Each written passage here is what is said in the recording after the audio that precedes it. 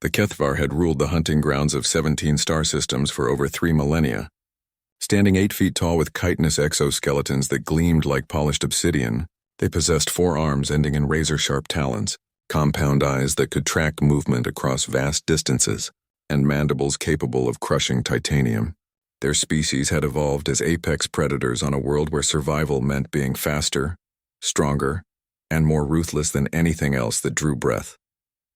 When their deep space scouts first detected the strange bipedal creatures on the 3rd planet of a yellow star, the Kethvar Hunting Council barely contained their excitement. These humans appeared pathetically weak, soft skin, dull teeth, no natural weapons or armor. They moved slowly, had poor eyesight, and seemed to rely entirely on primitive tools.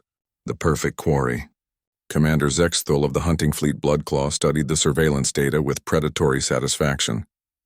The humans had spread across their planet like a disease, but they were clearly prey animals that had simply outbred their natural predators. Their cities would provide excellent hunting grounds, plenty of corners to stalk from, narrow passages to trap fleeing victims, and millions of soft targets. "Begin the hunt protocol," Zexthul commanded, his mandibles clicking with anticipation. "We take the northern continent first. Leave some alive for breeding stock." The first wave of Kethvar hunters descended on Earth expecting a massacre. They got one, but not the kind they'd planned. The initial assault on New York City began at dawn. 50 of the finest Kethvar warriors, each capable of rending steel with their bare claws, dropped from stealth pods into Central Park. Within minutes, they had cornered a group of early morning joggers near the reservoir, but something was wrong. Instead of scattering in blind panic as prey should, the humans did something unprecedented. They fought back. Not with claws or fangs, but with a coordination that seemed impossible for individual prey animals. One human shouted something into a small device, and within moments the park filled with the sound of approaching sirens. When the first police officers arrived, they didn't flee at the sight of the towering alien predators. They formed a defensive line and opened fire with projectile weapons that somehow penetrated Kethvar armor.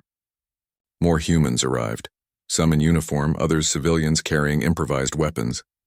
They moved with a tactical precision that spoke of ingrained cooperation, covering each other's retreats, sharing ammunition, coordinating attacks. Hunter Veltak found himself cornered in a maintenance building by 3 humans who had somehow flanked his position. These weren't the actions of prey, they were the tactics of pack hunters. As his life essence leaked from multiple wounds, his final transmission to the fleet was a single impossible word: predators. Across the city, similar scenes played out. The humans adapted with terrifying speed. Within hours, they had identified Kethvar weak points, developed effective counter-tactics, and begun coordinating a citywide response. Their technology, initially dismissed as primitive, proved devastatingly effective when deployed en masse.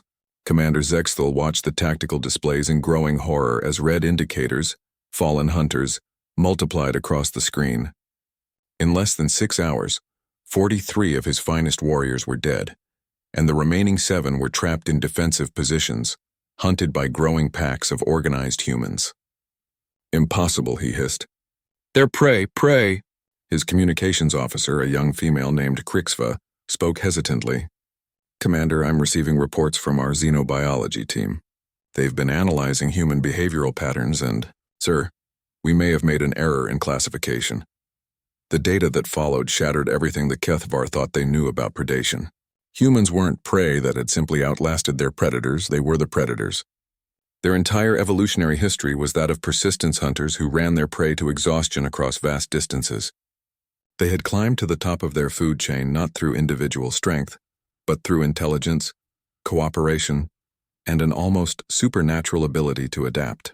More disturbing were the psychological profiles. Humans didn't just kill for food or territory. They formed emotional attachments to their hunting companions and would risk their own lives to protect pack members.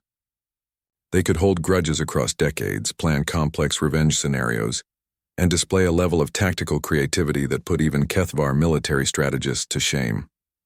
"Sir?" Krixva continued, her voice barely a whisper. "They've domesticated their planet's apex predators. Wolves, great cats, even aquatic hunters. They've turned them into companions." "What kind of species domesticates other predators?"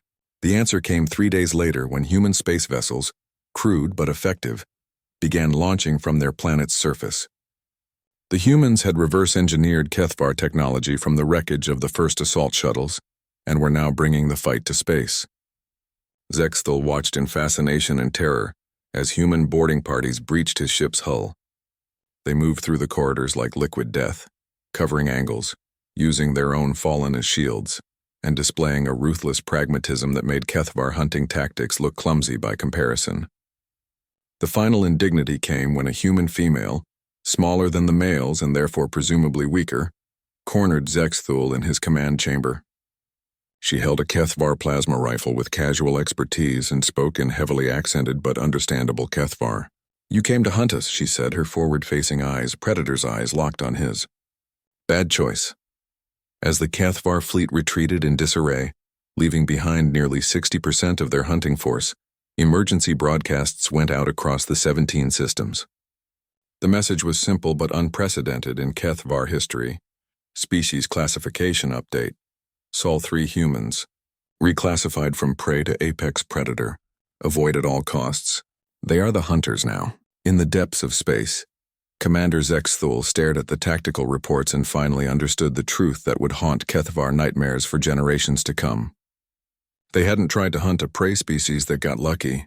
They had tried to hunt something far worse than themselves, a species that turned everything, even other predators, into tools for their survival. The humans hadn't just defeated them. They had done something far more terrifying.